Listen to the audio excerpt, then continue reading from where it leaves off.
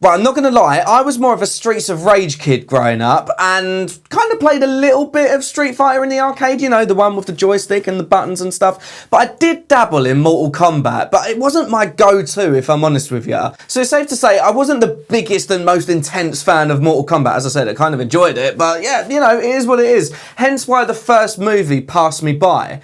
But I did go see the second outing of the video game turned movie franchise, Mortal Kombat 2. Now, I'm going to get full Johnny Cage with this, because this review deserves it.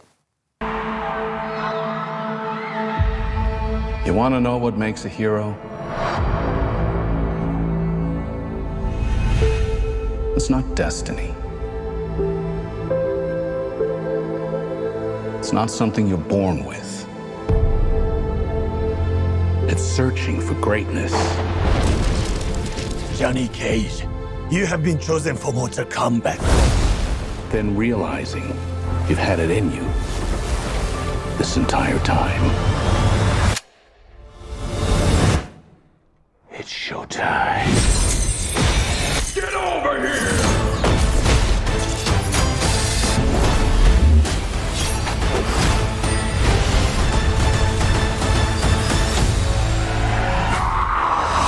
Johnny will definitely die.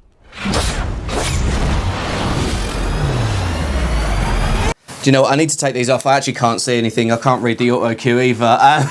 So, Mortal Kombat 2 was actually pretty good. It wasn't too bad, to be fair. I mean, it was as you'd expect for these types of film, right, you know? But it was a lot of fun. The story follows some of the characters from the first film and introduces some new ones, like Johnny Cage, played by the man of the minute, Karl Urban, who basically, if I'm honest, propped up this entire film. But we'll get to that.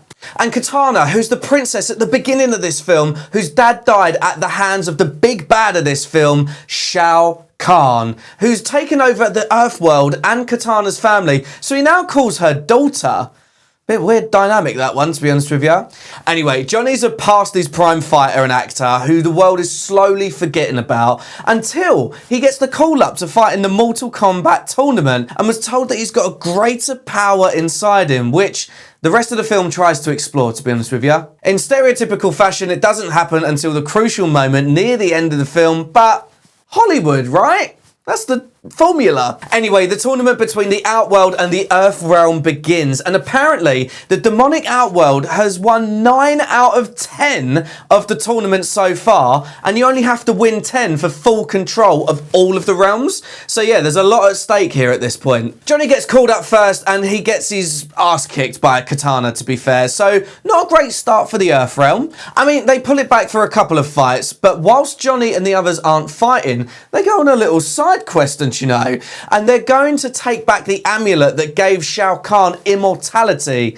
Yep, they did that in this film. But Shao Kahn needs someone to protect the amulet, so who does he bring back to life? Sub-Zero, of course. But Johnny needed a guide to the Nether Realm, so who did they bring back? Scorpion, of course. And the two then battle it out, which obviously was absolute cinema. And of course, Scorpion does the, "Get over here! Get over here!"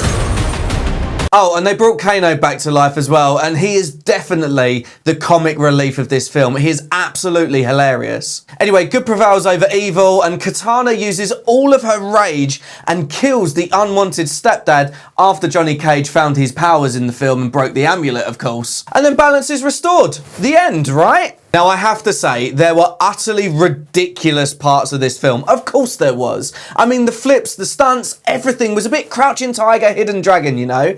But it was good fun, and the visuals were actually pretty good on it, to be fair. As to what I said earlier, though, the whole film was carried by Karl Urban. Don't get me wrong, the other actors were good in their respective roles, but Karl really held this together. And you could tell after the first film having mixed reviews and needed to up the budget and up the big actor draw, it kind of worked a little bit. And the banter between Johnny and Kano was absolutely hilarious. Do you know what I'd liken this film to? One of the Deadpool films. And the reason that I say that is that it's super gory, hilariously funny, full of quick-witted humour, but it also has an overarching hero arc to it, like an anti-hero hero arc, you know what I mean? So I feel like it's kind of like that. And I also love that certain scenes in the film were framed like you were playing the game. You know, when they're like standing side on and bouncing up and down, you know, that kind of thing.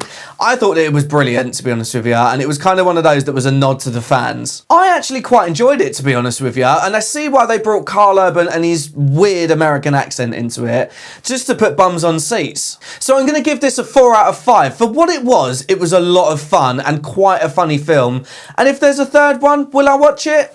Who knows, to be honest with you. What did you think of Mortal Kombat 2 though? Did you like it? Did you not? Let me know in the comment section below, and I'll see you next time.